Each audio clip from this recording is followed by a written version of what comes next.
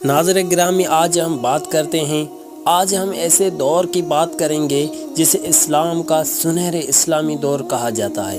دوستو، آج ہم بات کرتے ہیں اسلامی سائنسدان محمد بن موسیٰ الخوارزمی، ایک فارسی ریاضی دان، ماہر فلکیات، نجومی، جغرافی نگار اور بغداد کے بیت الحکمت سائنسی تحقیق اور تعلیم کا ایک معروف مرکز تھا۔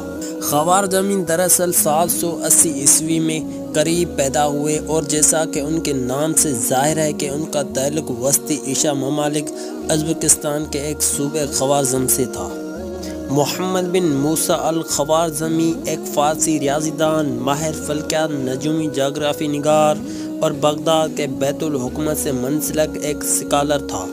اس دور میں بیت الحکمت سائنسی تحقیق اور تعلیم کا معروف مرکز تھا، اور سنہری اسلامی دور کے بہترین دماغ یہاں جمع ہوتے تھے۔ الخوارزمی فارس میں 780 عیسوی کے آس پاس میں پیدا ہوئے۔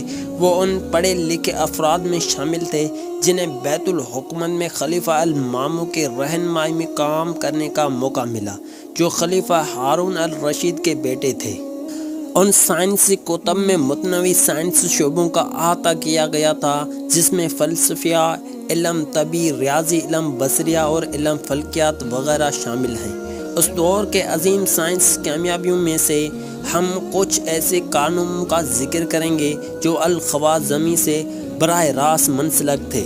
9ویں صدی کے دوسری دہائی میں خلیفہ المامون نے بغداد میں علم فلکیات پر تحقیق کے لیے رصد گاہیں بنوائیں۔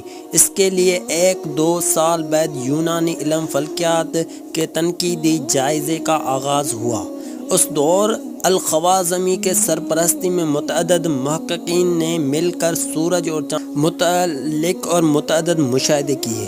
اس دوران ایک ہی مقام پر موجود 22 ستاروں کا طول الارض اور طول البلد کا ایک ٹیبل بنایا گیا۔ المامون نے اس دوران جبل قاسمیون کی ڈھلان پر ایک اور رصد گاہ تعمیر کرنے کا حکم دیا، جہاں سے دمشق شہر صاف دکھائی دیتا تھا۔ اس رصد گاہ کے تعمیر کا مقصد اس حوالے سے مزید اعداد و شمار اکٹھے کرنے تھے۔ اس کام کے اختتام پر الخوارزمی اور ان کے ساتھی متعدد ستاروں کے محل وقوع سے متعلق اعداد و شمار کی ٹیبل بنا چکے تھے۔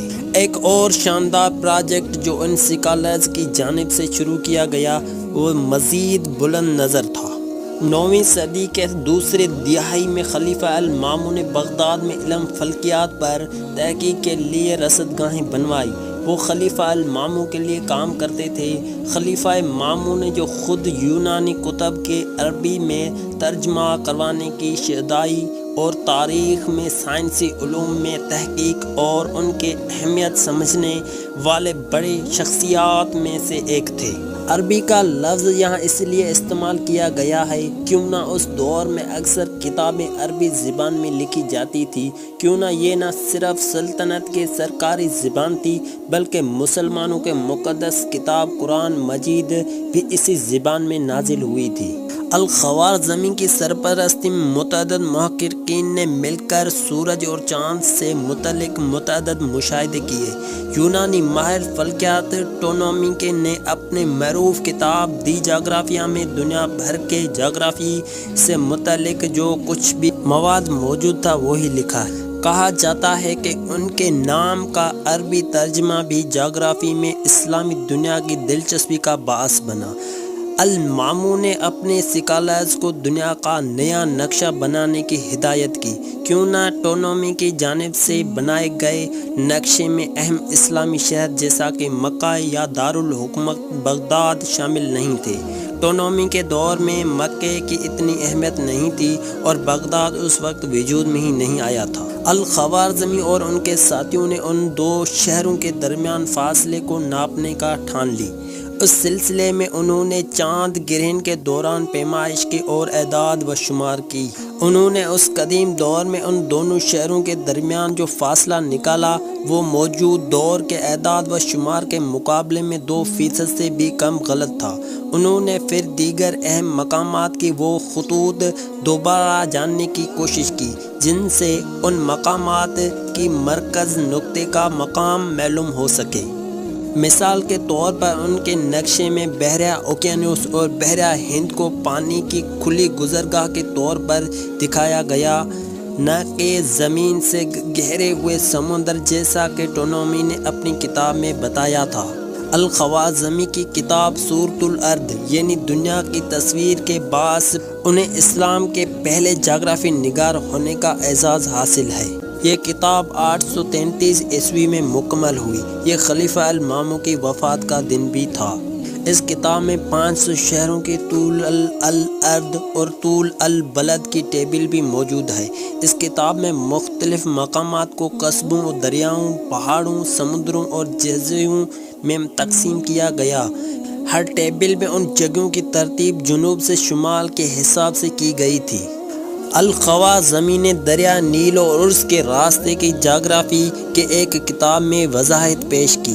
تاہم یہ تمام کامیابیاں ان کے ریاضی کے شعبے میں کارناموں کے سامنے دھلا جاتی ہیں۔ ان کے جانب سے ہندسوں و اعداد پر لکھی جانے والی مقالوں کی بعض مسلم دنیا میں نظام اشاری ڈیسیمل نمبر سسٹم متعارف ہوا۔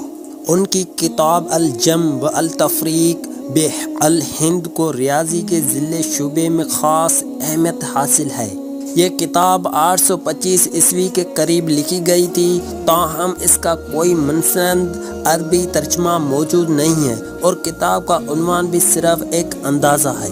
تاہم شاید یہ اشاری نظام پر لکھی گئی وہ پہلی کتاب تھی جس کا لاطینی زبان میں ترجمہ کیا گیا۔ اس کا آغاز لاطینی زبان میں لکھی گئی ان الفاظ سے ہوتا ہے۔ الخوارزمی نے کہا، اس کتاب میں حساب سے متعلق مختلف ہدایات بتائی گئی اور یہیں سے الفاظ الگورتھم کی اصطلاح وجود میں آئی، جو دراصل الخوارزمی کو لاطینی میں بولنے کا طریقہ تھا۔ دراصل یہ اور اس سے قبل سامنے آنے والے الخوارزمی کے کام کے ترجمہ کو یورپ میں تنقید کا نشانہ بنایا گیا۔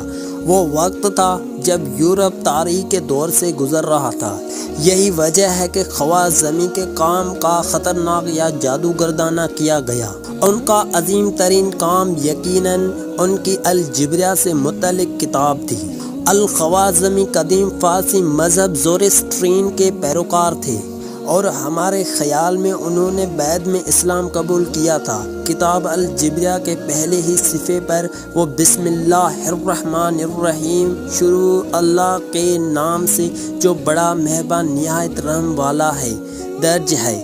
آج بھی مسلمانوں لکھاروں کی جانب سے لکھی جانے والی اکثر کتابیں اسی جملے سے شروع ہوتی ہیں۔ تاہم یہ بھی ہو سکتا ہے کہ الخوارزمی نے روایتی کا پاس رکھتے ہوئے یہ لکھا ہو، کیوں نہ وہ اسی مسلمان خلیفہ کو ناراض نہ کرنا چاہتے ہو جن کے انہیں بھرپور حمایت حاصل تھی، لیکن ان کے نام سے مسلمان ہونے کا اعزاز حاصل ہے۔ محمد بن موسیٰ الخوارزمی عبداللہ بن محمد بن موسیٰ الخوارزمی تھا اور ان کا انتقال 850 عیسوی میں ہوا۔